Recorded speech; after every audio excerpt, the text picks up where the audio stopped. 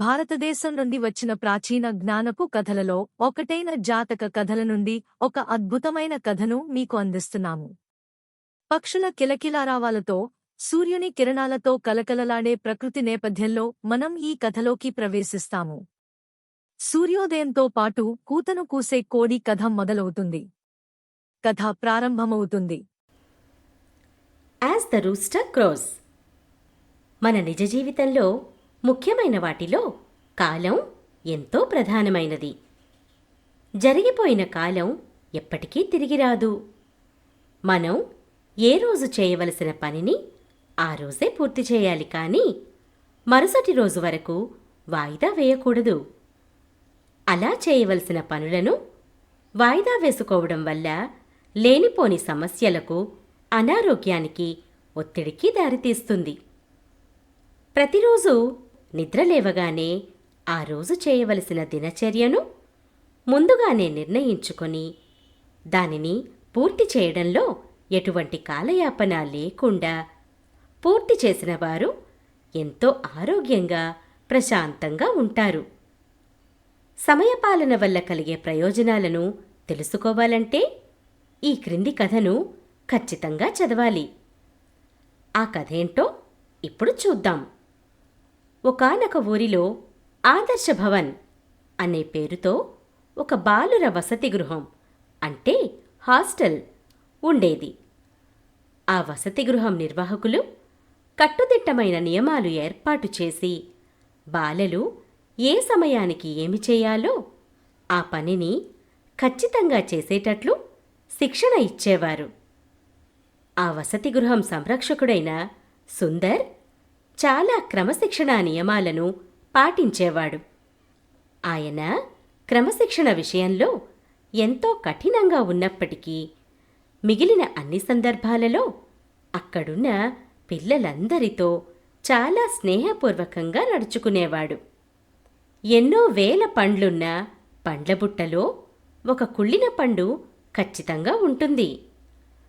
అలాగే ఎంతోమంది క్రమశిక్షణ కలిగిన అబ్బాయిలు ఉన్న ఆ వసతి గృహానికి కొత్తగా హరి, రవి అనే పేర్లు గల 2 అబ్బాయిలు వచ్చారు.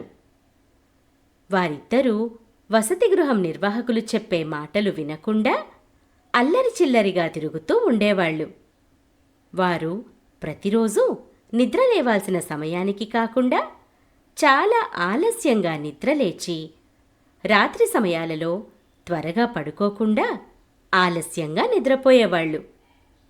వీళ్ళు చేసే అల్లరికి అప్పటి వరకు బాగా కష్టపడి చదువుకునే పిల్లలు చాలా ఇబ్బంది పడుతూ ఉండేవాళ్లు.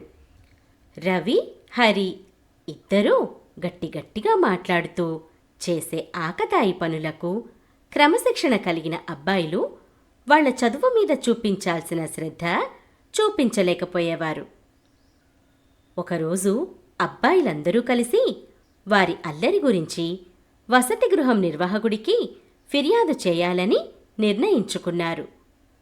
మరుసటి రోజు ఉదయం అబ్బాయిలందరూ కలిసి సుందర్ దగ్గరకు వెళ్ళి ఆయనకు రవి, హరి వల్ల తాము పడుతున్న ఇబ్బందులను పూసగుచ్చినట్లు వివరించారు.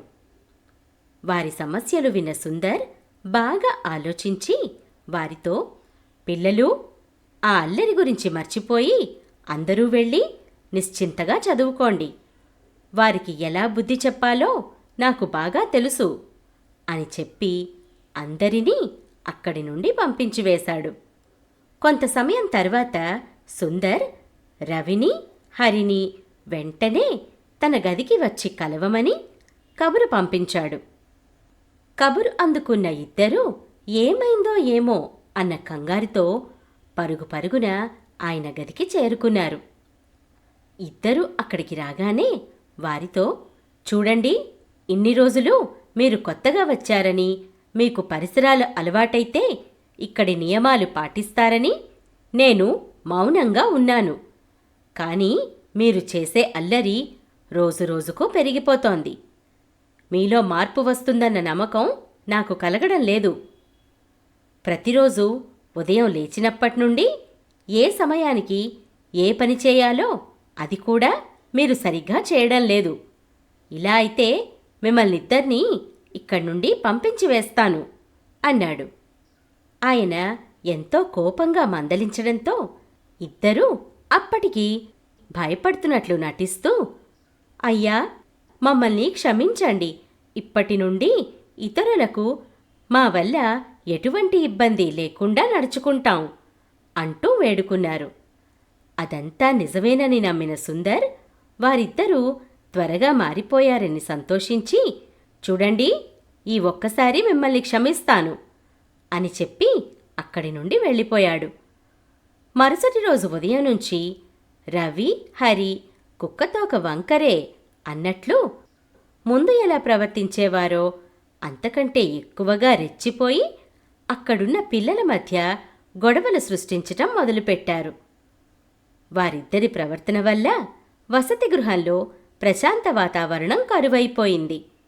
అక్కడ ఉండే మిగతా పిల్లలు రవికి, హరికి అన్ని విషయాలలో వ్యతిరేకంగా మారి ఎదురు తిరగడం మొదలుపెట్టారు. అందరూ అలా ఎదురు తిరిగేసరికి వారిద్దరికీ ఏం చేయాలో అర్థం కాక తమ తప్పు తాము తెలుసుకొని తప్పులను సరిదిద్దుకోవడానికి ఒక అవకాశం ఇవ్వమని అడగడానికి సుందర్ దగ్గరకు వెళ్లారు. అయితే ఎంతో తెలివిపరుడైన సుందర్ వారిద్దరినీ ఎలాగైనా మార్చాలని దృఢంగా సంకల్పించుకొని ఇద్దరినీ తీసుకొని తన గదికి వెళ్ళాడు. అక్కడ తన ఎదురుగా వారిని కూర్చోపెట్టి వారికి ఒక అద్భుతమైన కథను చెప్పాడు. ఆ కథ ఏమిటో ఇప్పుడు చూద్దాం. ఒకానొకప్పుడు బనారస్ రాజ్యాన్ని బ్రహ్మదత్తుడు అనే రాజు పరిపాలిస్తూ ఉండేవాడు.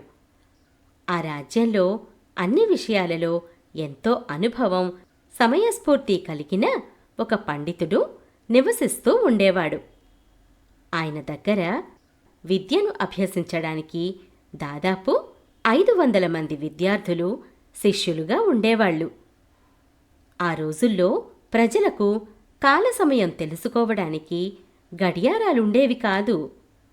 ఆ పండితుడు నివసించే కుటీరం బయట ఒక కోడి ఉండేది. అది ప్రతిరోజు ఖచ్చితంగా తెల్లవారుజామున 4 గంటలకు, సాయంత్రం సమయంలో 4 గంటలకు కొక్కరక్కో అని గొంతెత్తి చాలా గట్టిగా కూత కూసేది. అది రోజు ఒక నిర్ణీత సమయానికి కూస్తూ ఉండడంతో విద్యార్థులకు ఎంతో ఉపయోగకరంగా ఉండేది.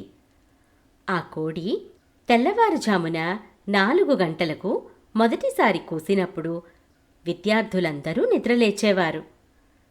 తర్వాత దినచర్యలో భాగంగా ప్రతిరోజు ప్రార్థన, ధ్యానము, వ్యాయామం చేసి అవన్నీ పూర్తి కాగానే స్నాన సంధ్యాదులు ముగించుకొని అల్పాహారం తీసుకొని వారి గురువు దగ్గరకు చదువుకోవడానికి వెళ్ళిపోయేవారు. మళ్ళీ ఆ కోడి సాయంత్రం 4 గంటలకు కూసినప్పుడు రకరకాల ఆటలు ఆడుకునేవాళ్లు. చీకటి పడగానే భోజనం చేసి త్వరగా నిద్రపోయేవాళ్లు. వారందరూ రాత్రిళ్ళు హాయిగా నిద్రపోయి మళ్ళీ తెల్లవారుజామున 4 గంటలకు కోడి కూయగానే ఎంతో ప్రశాంతంగా మేల్కొనేవాళ్లు. అందరూ ఎంతో ఆరోగ్యకరమైన దినచర్యను పాటిస్తూ ఉండడం వల్ల అనారోగ్యానికి గురికాకుండా సంతోషంగా ఉండేవాళ్లు.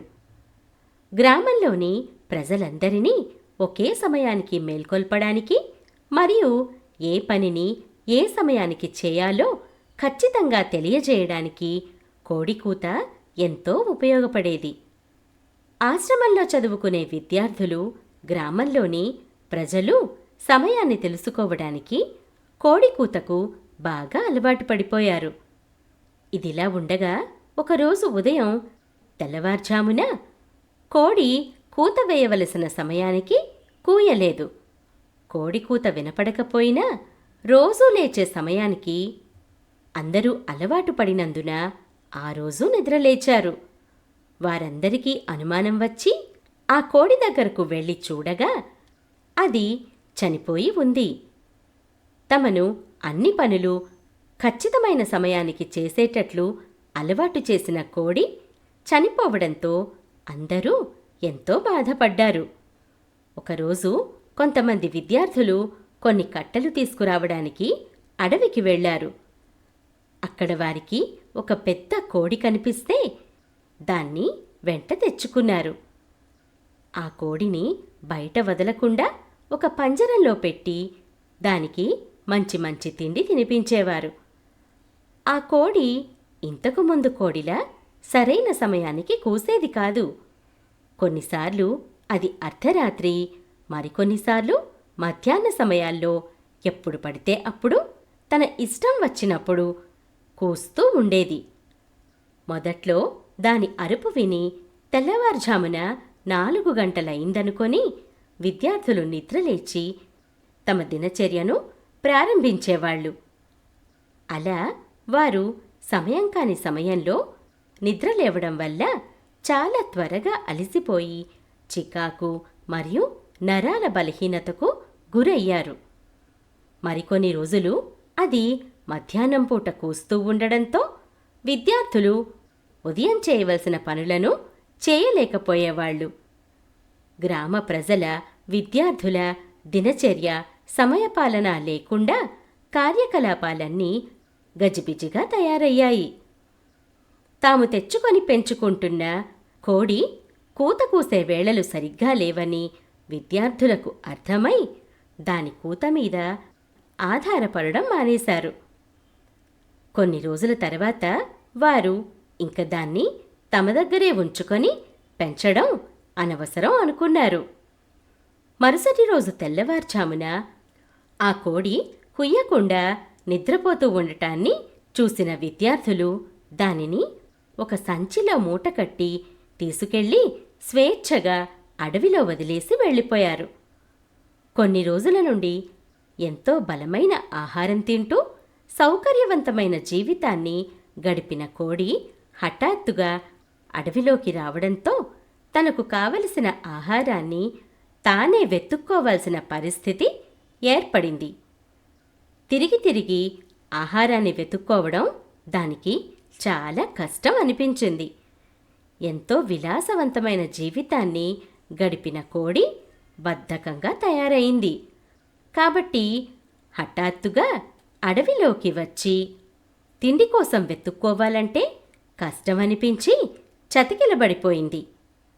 ఆ కథను అంతటితో ముగించి సుందర్, రవి, హరిలను చూస్తూ, చూడండి, ఇప్పటి వరకు మనం చూసిన 2 కోళ్ల మధ్య ఎంత వ్యత్యాసం ఉందో మీకే అర్థమైంది కదా. అలవాట్లు, దినచర్య అనేది మనకై మనము పాటించే సమయపాలన మీద ఆధారపడి ఉంటుంది. మొదటి కోడి సరైన సమయానికి కూస్తూ ప్రజలు వారి వారి పనులను ఏ సమయానికి ఏది పూర్తి చేయాలో ఖచ్చితంగా తెలియచేసేది. దీనివల్ల అది ప్రజల మన్ననలు పొంది ఎంతో మంచి పేరు తెచ్చుకుంది. అడవిలో నుండి విద్యార్థులు తెచ్చుకున్న 2వ కోడి తాను చేయవలసిన కర్తవ్యం చేయకుండా వారు పెట్టిన తిండి తింటూ హాయిగా నిద్రపోయింది. అందుకే ప్రజలకు, విద్యార్థులకు దానివల్ల ఎటువంటి ఉపయోగం లేకపోవడం వల్ల తిండి కోసం అడవిలో కష్టపడాల్సి వచ్చింది. రవి, హరి, జీవితంలో విజయం సాధించాలంటే సమయపాలన అన్నది చాలా అవసరం. ఇప్పటికైనా మీ అల్లరిమాని సమయానికి చేయవలసిన పనులను చేసుకుంటూ చక్కగా చదువుకోండి. అలా చేస్తే మీ భవిష్యత్తు మీరు అనుకున్న దానికంటే చాలా బాగుంటుంది. మీ భవిష్యత్తును దిద్దుకునే అవకాశం మీ చేతిలోనే ఉంది అన్నాడు. సుందర్ చెప్పిన కథ, ఆయన మాటలు రవి, హరి మనసుకు హత్తుకున్నాయి. మరుసటి రోజు నుండి వారు తమ అలవాటును పూర్తిగా మార్చుకుని ఎటువంటి ఆకతాయి పనులు చేయకుండా ఇతర విద్యార్థులతో కలిసి చక్కగా చదువుకోవడం మొదలుపెట్టారు. ఈ కథ ద్వారా మనకు మనం చేసే పనుల వల్లే మన గౌరవం, ప్రతిష్ట ఆధారపడి ఉంటుంది. మన గౌరవాన్ని కాపాడుకుంటూ సమయపాలన పాటిస్తూ జీవితాన్ని గడిపితే ఎటువంటి పరిస్థితులలోనైనా సంతోషంగా జీవించవచ్చు అని తెలుస్తోంది. ఈ కథ మనకు బోధించే సందేశం మన జీవితాల్లో సత్యం, నిజాయితీ యొక్క ప్రాముఖ్యతను గుర్తుచేస్తుంది. మీరు ఇంకా ఎక్కువ కథలను అనుభవించాలనుకుంటే అప్పల్ లేదా ఆండ్రాయిడ్ అప్ స్టోర్ల నుండి స్టోరీ వేవ్స్ యాప్ను డౌన్లోడ్ చేయండి. స్టోరీ వేవ్స్ సభ్యత్వం నెలకు $1 కంటే తక్కువ. మీ కుటుంబానికి నాణ్యమైన కథలను తీసుకురావడానికి అత్యంత సరసమైన మార్గాలలో ఒకటి. కొత్త కథలు స్టోరీ వేవ్స్ యాప్లో మాత్రమే అందుబాటులో ఉన్నాయి. అత్యంత ఉత్సాహభరితమైన కంటెంట్ యాప్లో మాత్రమే అందుబాటులో ఉంటుంది. మీరు యూట్యూబ్ ఛానల్కు సభ్యత్వం తీసుకోండి మరియు ఇన్స్టాగ్రామ్, టిక్టాక్, స్పాటిఫైలలో స్టోరీ వేవ్స్ను ఫాలో అవ్వండి. రాబోయే కంటెంట్ గురించి అప్డేట్స్ పొందండి. మీరు చూసినందుకు ధన్యవాదాలు.